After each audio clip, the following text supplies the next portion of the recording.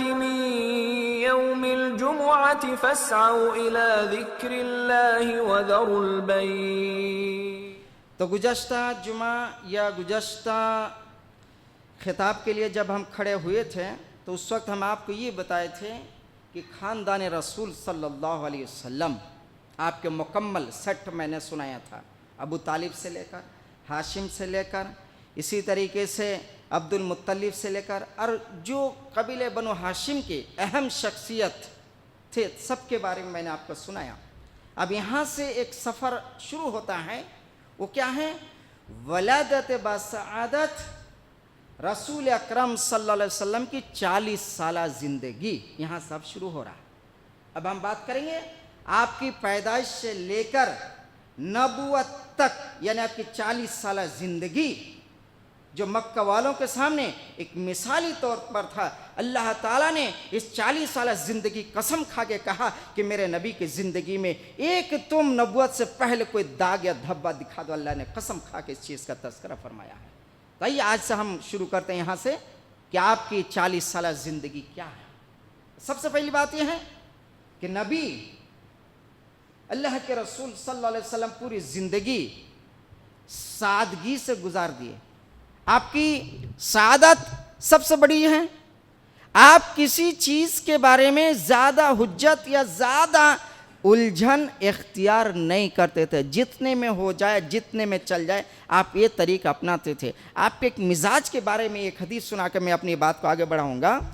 हज़रत अनस बिन मालिक रज़ी अल्लाह ताला कहते हैं कि मैं अल्लाह के रसूल सल्लल्लाहु अलैहि वसल्लम को देखा अपनी ज़िंदगी में किसी चीज़ की कसरत नहीं करते थे। आपका मिजाज क्या था? कसरत नहीं करते थे। कसरत का मतलब क्या? कोई ज़्यादा चीज़ नहीं लेते थे। जैसे हम में से बहुत सारे ऐसे हैं 3-3 4-4 घड़ी होंगे, किसी पास 10 जोड़े जूते होंगे, किसी पास कपड़े कितने जोड़े खुद को पता नहीं है, चश्मा कम से कम 4-5 जोड़े होंगे, कभी पार्टी के लिए, कभी डेली यूज़ के लिए, कभी ऐसे वैसे कुछ होते हैं हमारे पास। कसरत होते हमारे पास कोई चीज़ की, लेकिन अल्लाह की आदत थी कसरत नहीं करता। आपको जो ज़रूरत उतना ही रखते थे आप। ये अल्लाह के रसूल की सबसे बड़ी सादगी थी पूरी ज़िंदगी में, जितनी ज़रूरत उतना ही इख्तियार करते थे। ये सबसे बड़ी सादगी थी। तो आइए सबसे पहली बात हम बात करते हैं कि अल्लाह के रसूल सल्लल्लाहु पैदाइश कहाँ हुई। तो इस सिलसिले में जो मौलाना सफ़ीर रहमान मुबारकपुरी रहमतुल्लाह लिखा है, हम उस चीज़ का तज़किरा करेंगे आपके सामने, क्योंकि इस वक्त पूरी दुनिया में सीरत की किताबों में अगर सबसे अव्वल दर्जे पर है वो है अर्रहीकुल मख्तूम। उसके बाद कोई किताब है, उसके बाद कोई किताब है। तर्हीकुल मख्तूम में मौलाना सफ़ीर रहमान से जो लिखा मैंने उसी चीज़ को देखा। उसके अलावा कई किताबें जैसे सीरत नबी सल्लल्लाहु अलैहि वसल्लम है, रहमतुल्लिल आलमीन है, इब्न हिशाम है, ऐसे मौलाना आज़ाद की किताब हैं, ऐसे बहुत सारी किताबें। लेकिन मौलाना सफ़ीर रहमान साहब ने जो लिखा वो क्या है कि मक्का में शअब अबी तालिब, शअब बनी हाशिम के अंदर 9 रबीउल अव्वल आमुल फील यौम दुशंबा सुबह के वक्त पैदा हुए। मैं फिर से सुना रहा हूँ मैं बात। शअब बनी हाशिम के अंदर 9 रबीउल अव्वल आमुल फील यौम दुशंबा सुबह के वक्त पैदा हुए। उस वक्त नौशरवां की तख्त नशीनी की 40वां साल था। उन्होंने ये बात पर्टिकुलर तरह लिखा है। ये अल्लाह के रसूल की पैदाइश है। ये 9 रबीउल अव्वल शअब बनी हाशिम में पैदा हुआ आप। और आमुल फील यानी जिस वक्त अबरहा काबा तोड़ने आया था और काबा तोड़ने आकर अल्लाह के अजाब के मुस्तहिक हुए और वहाँ से जलील व खार होकर वापस गए, तो ठीक वो साल अल्लाह के रसूल सल्लल्लाहु अलैहि वसल्लम पैदा हुए हैं। और नौशरवां जो उस वक्त सुपर पावर था उसकी तख्त नशीनी की 40वां साल चल रहा था, उस वक्त आप जो है ना पैदा हुए हैं। ये अरबी एतबार से है। अब अंग्रेज़ी एतबार से अगर हम बात करें तो देखिए अंग्रेज़ी एतबार से लिखा गया है क्या कि 20 या 22 अप्रैल 571 ईस्वी में पैदा हुए। और मौलाना सुलेमान मंसूरपुरी साहब ने बाकायदा तौर पर इसी को तायीद के साथ लिखा है। और इसी तरीके से महमूद पाशा एक बहुत बड़े फिलासफर हैं, आप जो है ना फल्कियत के माहिर हैं, आसमान के तारे चांद सितारे के, उन्होंने यही बात लिखा है कि 9 रबीउल अव्वली सही है। महमूद पाशा के बारे में अगर बात करें तो इस चीज़ को आप देख सकते हैं, सीरतुन नबी किताब में, आपके हवाले के साथ बात करूं मैं, सीरतुन नबी में देखिए उन्होंने लिखा क्या है कि जिस वक्त अल्लाह के रसूल इंतकाल हुए, यानी 60 पर 3 साल और आपकी उम्र 4 दिन है पर्टिकुलर, तो उस डेट से आप पीछे गए 24 घंटा, हर 24 घंटा पीछे जाते जाते जाते जाते उन्होंने देखा कि 9 रबीउल अव्वल सही है, 9 रबीउल अव्वल मामला सही है। उन्होंने ये लिखा बाकायदा अपनी किताब में। तो हमको ये समझ में आ गया कि अल्लाह के रसूल सल्लल्लाहु अलैहि वसल्लम पैदा हुए मक्का में, अब बनी हाशिम में पैदा हुए और 9 रबीउल अव्वल के महीने में पैदा हुए। 571 ईस्वी है, 20 या 22 अप्रैल का महीना है, 20 तारीख या 22 तारीख, ये बात हमको समझ में है। अब शान मोहम्मद, अल्लाह के जब पैदा हुए तो क्या हुआ, उस वक्त हम कुछ बात कर लेते हैं। शान मोहम्मद के ताल्लुक से अगर बात करें, इब्न साद रिवायत फरमाते हैं, इब्न साद क्या कहते हैं कि उनके वालिदा माँ आमीना ने ये कहा कि जब मेरा बच्चा पैदा हुआ, जब आपकी वलादत हुई तो मेरे जिस्म से एक नूर निकला जिससे मुल्क शाम के महल रोशन हो गए। कौन करी बात? माँ आमीना कह रहे, प्यारे नबी मोहम्मद रसूलुल्लाह सल्लल्लाहु अलैहि वसल्लम के अम्मी जान कहते मेरे जिस्म से एक नूर निकला जिससे मुल्क शाम के महल रोशन हो गए। मौलाना सैफुर रहमान से ये बात लिखा है अपनी किताब में। इमाम बैहकी क्या लिखते हैं? इमाम बैहकी कहते हैं अरबाज बिन सारिया रदी अल्लाह ताला अन्हु के हवाले से, ये साहबी रसूल हैं, अरबाज बिन सारिया रदी अल्लाह ताला अन्हु हवाले से कहते हैं कि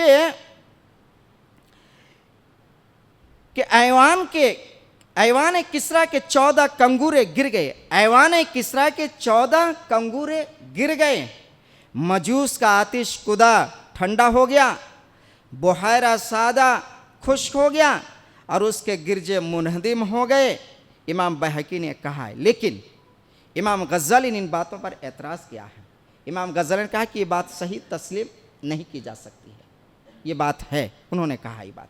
तो बहरहाल बात ये है कि अल्लाह के रसूल जब पैदा हुए तो अजीब शान, एक अजीब गरीब शान, बड़ी अहमियत के साथ जो है ना पैदा हुए आप, और आप बाकायदा तौर पर जो है ना इस तरीके से पैदा लग रहा था कि पूरे रुए ज़मीन में एक तरह की रोशनी फैल गई, एक तरह की रोशनी आ गई। ये जो है ना बात मुसल्लम है। जब पैदा हुए माँ आमीना फौरी तौर पर अपने ससुर यानी अब्दुल मुत्तलिब, यतीम बच्चे के दादा अब्दुल मुत्तलिब को अखबार भिजवा दिए, कहलवाज भिजवा दिए कि आपके घर में आपका वारिस पैदा हुआ है, आपके घर में आपका वारिस नरीना औलाद पैदा हुआ है। वारिस जिससे हम बोलते हैं, आपके घर में आपका वारिस पैदा हुआ है जो नरीना औलाद है। अब्दुल मुत्तलिब सुने, खुशी खुशी आए, अल्लाह के रसूल को गोद में लिए खाने काबा के पास गए और आपने सबसे पहला नाम मोहम्मद रखा। क्या नाम रखा? अब्दुल मुत्तलिब ने मोहम्मद रखा नाम। ये नाम अरब में मशहूर नहीं था, किसी को पता ही नहीं था। इसलिए हम देखते हैं अल्लाह के रसूल सल्लल्लाहु अलैहि वसल्लम से पहले किसी बच्चे का नाम मोहम्मद नहीं मिलता है, दूसरा नाम मिलता है जरूर है, लेकिन मोहम्मद नाम नहीं मिलता है। अब्दुल मुत्तलिब वाहिद शख्स हैं, वो पहला आदमी है जिन्होंने अल्लाह के रसूल सल्लल्लाहु अलैहि वसल्लम का नाम मोहम्मद रखा बाकायदा तौर पर, और खाने काबा के पास ले गए और अल्लाह के रसूल दुआ किए, जितने हो सकता था जी भर के दुआ किए खाने काबा के पास ले जाकर। और इसी तरीके से आपके 7वें दिन आपका खतना भी कर दिया गया। बाज़ लोग कहते हैं कि मख्तून पैदा हुए थे, अल्लाह के रसूल सल्लल्लाहु अलैहि वसल्लम खतना किए हुए पैदा हुए थे। हालांकि ये बात सही नहीं है और इस बारे में कोई सही या कोई जो है ना ऐसी मजबूत रिवायत नहीं मिलती है। तो बहरहाल बात यह है कि आपका खतना 7वें दिन हो गया और इस तरीके से आपका नामकरण या नाम रखा भी जा चुका। आपका नाम मोहम्मद रख दिया गया, आप मोहम्मद के नाम से मशहूर होने लगे। यही वो मौका था जिसमें अबू लहब की लौंडे दौड़ती हुई और कहा अबू लहब से कि आपके घर में नरीना औलाद पैदा हुआ है। अबू लहब इतना खुश हुआ कि अरे तूने क्या खबर सुनाई मुझे जो आज के बाद तू आज़ाद है। अल्लाह के रसूल की पैदाइश की खबर सुनते हैं। अबू लहब ने खुशखबरी देने वाली लौंडी को आज़ाद कर दिया। इतनी मोहब्बत करते थे अल्लाह के रसूल सल्लल्लाहु अलैहि वसल्लम अबू लहब, इतनी मोहब्बत थी अबू लहब को अपनी नरीना औलाद से, ख़ास करके मोहम्मद सल्लल्लाहु अलैहि वसल्लम से। सुनते उस लौंडी को आज़ाद कर दिया। अब अल्लाह के रसूल सल्लल्लाहु अलैहि वसल्लम पैदा हुए माँ के पास। अब उसके बाद आइए, अब दूध का मसला। दूध अल्लाह के रसूल कितनी औरतों से पिए। अब दूध का मसला, इसको भी हम वाज़ेह कर देते आपके सामने ताकि आपके नॉलेज में कुछ बात रहे कि दूध कितनी औरतों से पिया। तो सबसे पहली बात, माँ की दूध पिया अल्लाह के रसूल सल्लल्लाहु अलैहि वसल्लम, सबसे पहली बात। उसके बाद हम देखते हैं दूसरे नंबर पर वही अबू लहब, उसके लौंडी सुआइबा नाम है, उसका नाम सुआइबा, सा वाव या बा, हाँ सुआइबा। उसने अल्लाह के रसूल को दूध पिलाया। दूसरे नंबर पे ये औरत है, अबू लहब की लौंडी सुआइबा ने दूध पिलाया अल्लाह के रसूल सल्लल्लाहु अलैहि वसल्लम को। तीसरे नंबर पर हम देखते हैं दाए हलीमा सादिया रदियल्लाहु ताला अन्हा। तो हम नहीं कह सकते क्योंकि पर्टिकुलरी तौर पर हमारे पास ऐसा कोई सबूत नहीं है, इसलिए दाए हलीमा हम कहेंगे। उनकी दूध पिए हैं बाकायदा तौर पर अल्लाह के रसूल सल्लल्लाहु अलैहि वसल्लम। उसके अलावा और एक औरत हैं, यानी कौन, चौथी औरत, जो बनी साद के ही हैं, उसी कबीले के हैं। एक दिन वो घर पर बैठे थे, अल्लाह के रसूल को लिए और दूध पिला दिए। अल्लाह के रसूल सल्लल्लाहु अलैहि वसल्लम को दूध पिला दिए। तो इस तरीके से कुल मिलाकर हम देखते हैं माँ के अलावा अल्लाह के रसूल सल्लल्लाहु अलैहि वसल्लम 3 औरतों से दूध पिए हैं, 3 औरतों से दूध पिए हैं। अब इस तरीके से जब आप दूध पिए हैं तो आपका रज़ाई भाई बहन भी बन जाते हैं दूध पीने वाले। तो मशहूर कुछ आपको हम बता देते हैं, जैसे कि सुआइबिया के ताल्लुक़ से अगर हम बात करें तो ये जो है ना अमीर हमज़ा रदियल्लाहु ताला अन्हु को भी दूध पिलाए हैं, जिसकी वजह से इसके जो है ना ये बन जाते हैं। और इसी तरीके से अबू सलमा बिन अब्दुल असद मखजूमी हैं, इन्होंने दाए हलीमा से दूध पिए, इस वास्ते ये भी हो जाते हैं। इसी तरीके से मैंने जैसे कि कहा कि बनी साद की एक औरत ने मैं दूध पिलाया है। और इसी तरीके से हलीमा बिनत अबी ज़ुऐब जो नाम है, इन्होंने पिलाया, जैसे कि मैंने बताया। तो इनके पूरे बच्चे जिसका नाम आगे इंशाल्लाह आएगा आपके सामने, इनसे दूध पे, और इनके भाई बहन जो ना हुए हैं अल्लाह के रसूल सल्लल्लाहु अलैहि वसल्लम के। अब देखिए जो अबू ज़ुऐब यानी हलीमा बिनत अबू ज़ुऐब, इनका शौहर का नाम क्या है, हारिस बिन अब्दुल उज़्ज़ा, और इनकी कुन्नियत अबू कबशा थी। इनकी औलाद में से अगर बात करें तो देखिए अब्दुल्ला, उनैसा, हुदाफा या जुजामा, इन्हीं के लक़ब शैमा था। देखिए शीन के ऊपर ज़बर है, शीमा हम कहते अक्सर, लेकिन ये शेमा जो है इसके ऊपर ज़बर है। देखिए, और यही वो अल्लाह के रसूल सल्लल्लाहु अलैहि वसल्लम दूध खिलाया करते थे, यानी गोद खिलाया करते थे। अल्लाह के रसूल सल्लल्लाहु अलैहि वसल्लम को उठाते थे, ले जाते थे, बिठाते थे। इस तरीके से अल्लाह के रसूल से बहुत बड़े देखभाल किए हैं। ये जो है ना, ये कुल मिलाकर ये सब लोग भाई हैं। अमीर हमज़ा रज़ियल्लाहु ताला अन्हु भी रज़ाई भाई दोहरे हैं। और अबू सुफियान बिन हारिस बिन अब्दुल मुत्तलिब, अबू सुफियान रज़ियल्लाहु ताला अन्हु, ये भी अल्लाह के रसूल सल्लल्लाहु अलैहि वसल्लम के रज़ाई भाई हैं। इन्होंने भी अल्लाह के रसूल से उसी औरत से दूध पिया जिससे इन्होंने पिया है। ये हो गए कुल मिलाकर बातें, दूध वाला मसला हो गया, आपके साथ जिक्र कर दिया। अब आइए रज़ात के दौरान जो 2 साल दाए हलीमा के घर में रहे, उस वक्त क्या हुआ था, उस चीज़ का हम जिक्र करेंगे आपके सामने। तो देखिए मक्का वालों का दस्तूर था कि बच्चे की ज़बान, बच्चों का जिस्म, बच्चों का सेहत तंदुरुस्त है, जिसकी वजह से क्या करते थे वो कि देहाती औरतों को दूध पिलाने के लिए अपने बच्चों को छोड़ देते थे, ताकि वह अपने माँ के गहरा में रहकर मादरी ज़बान अच्छी तरह से सीख जाए और देहात की उनकी आबो हवा से उनकी ठीक तरीके से जिस्म मजबूत हो जाए, इसलिए छोड़ दिया करते थे। ये जो है ना मामला है।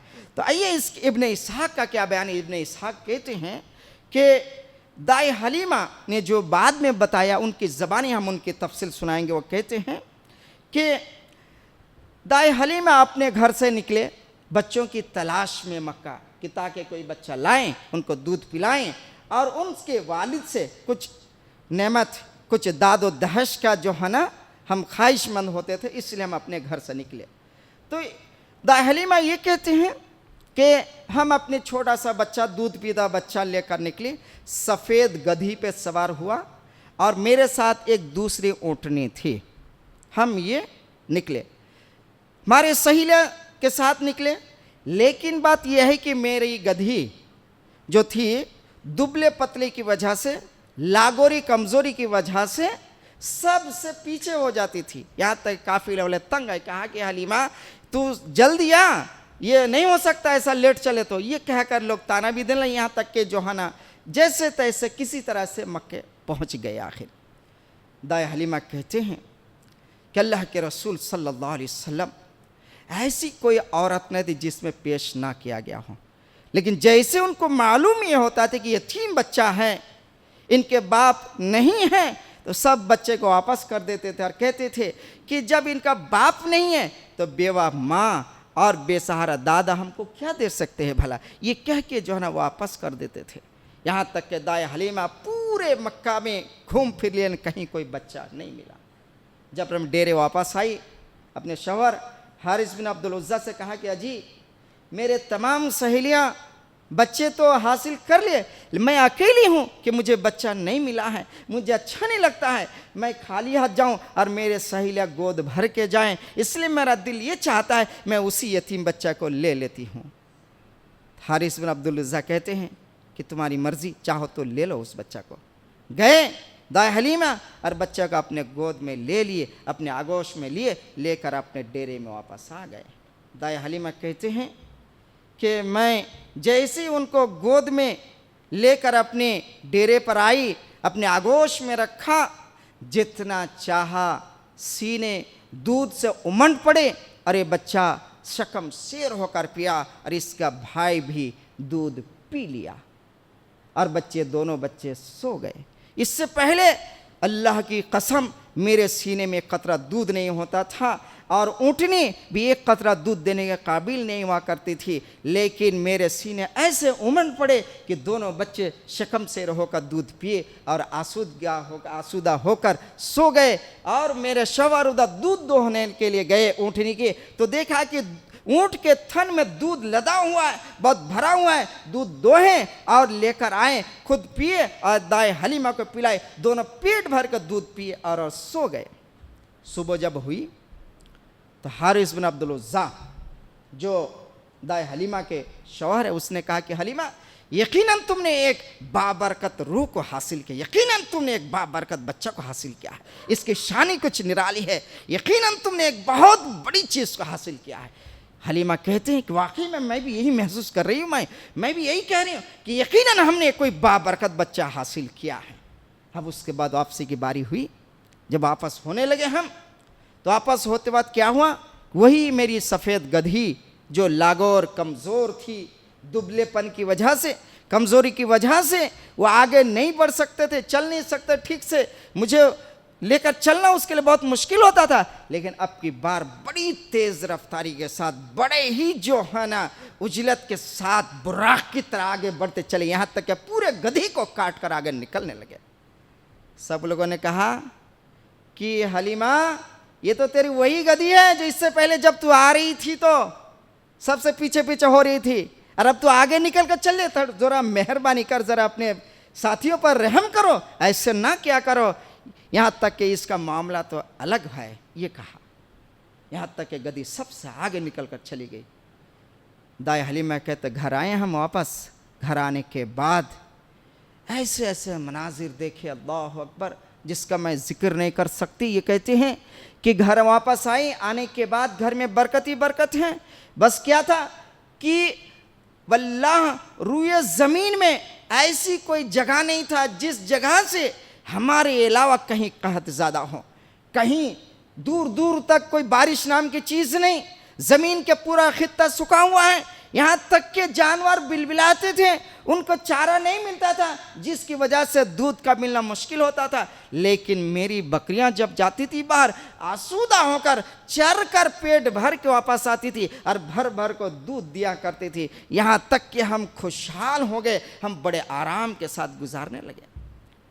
यहाँ तक कि शहर के लोगों ने ये कहा अपने चरवाहे से, क्या रे कमबख्तो, जहां पर हलीमा के चरवाहे बकरी चराया करते उसी जगह पे तुम लोग भी अपनी बकरियां लेकर जाया करो, उसी जगह पे चराओ। लेकिन बकरियां तो जाती थी लेकिन उनको चारा नसीब नहीं होता था। लेकिन अम्मा हलीमा ऐसी थी कि उनकी बकरियां पेट भर के घर वापस आ जाती थी। और इस तरीके से अल्लाह के रसूल सल्लल्लाहु अलैहि वसल्लम पेट भर के दूध पीते थे, दाई हलीमा पेट भर के पीती थी। इस तरीके से देखा गया कि पूरे घर में बरकत ही बरकत है।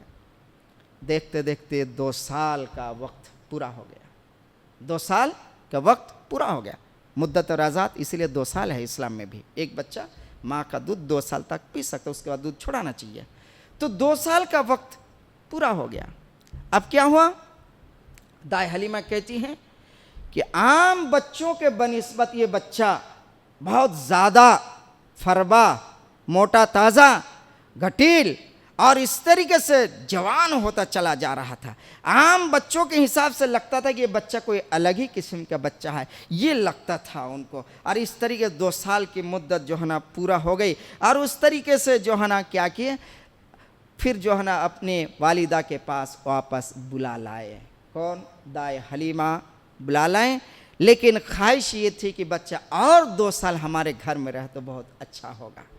ये दिल में ख्वाहिश लेते हुए, ये दिल में ख्वाहिश रखते हुए आए मक्का और माँ आमिना से कहने लगे, इसरार करने लगे कि और 2 साल के लिए दीजिए ना मोहलत। ये बच्चा यहाँ पर मक्का की वबा से ख़राब हो जाएगा, 1-2 साल और रह जाएगा हमारे पास तो बहुत अच्छा होगा। इसीलिए आप जो है ना बराए मेहरबानी हमारे यहाँ भेज दीजिए। बहुत इसरार करने लगे तो माँ आमिना मान गए, ठीक है ले जाइए और 2 साल आप रख लीजिए। ले गए। लेकिन क्या हुआ वहाँ पर? ले जाने के बाद ऐसा हुआ, वाक़या पेश आया कि तकरीबन 4थे या 5वें साल एक शक़ सदर सीना चीरे जाने वाला वाक़या पेश आया। ये हदीस सुनाकर मैं अपनी बात ख़त्म करूँगा। इस हदीस को सही मुस्लिम ने बयान किया है। इस हदीस का रावी हज़रत अनस बिन मालिक रज़ियल्लाहु तआला कहते हैं कि अल्लाह के रसूल सल्लल्लाहु अलैहि वसल्लम बच्चों के साथ खेल रहे थे। इतने में जिब्रील अमीन आए, आपको ज़मीन में पटके लिटा दिए और आपका सीना चाक किए और आपका दिल बाहर निकाला। एक तश्त में आबे ज़मज़म से तश्त में आबे ज़मज़म से धोया और एक हिस्सा निकाला। ये कहा कि तुम्हारे दिल में शैतान का हिस्सा है, कह के वो चीज़ को बाहर फेंक दिया और जैसे ही था वैसे ही आपके सीना को बिठा दिए, दिल बिठाए और जैसे था वैसे कर दिए और आप निकल गए। इस दौरान क्या हुआ? बच्चे 2 दीगर बच्चे तो दौड़ते हुए गए और दाई हलीमा से कहा कि तेरा बच्चा मोहम्मद का कत्ल हो गया, तेरा बच्चा मोहम्मद का कत्ल हो गया। दाई हलीमा घर वाले सब दौड़े दौड़ाए, देखा कि अल्लाह के रसूल ठीक है लेकिन चेहरा उतरा हुआ है। उसके बाद दाई हलीमा को खतरा महसूस, कहीं ऐसा ना हो कि इस बच्चा कुछ हो जाए, आज ऐसा हुआ कल के दिन और कोई हादसा पेश आ जाए जिसके बाद कहीं परेशानी हमको ना लग जाए। इस वास्ते उसके बाद फौरी तौर पर ला कर माँ आमिना को वापस कर दिए बच्चे उनको और वहाँ से फिर दाई हलीमा चले जाते हैं।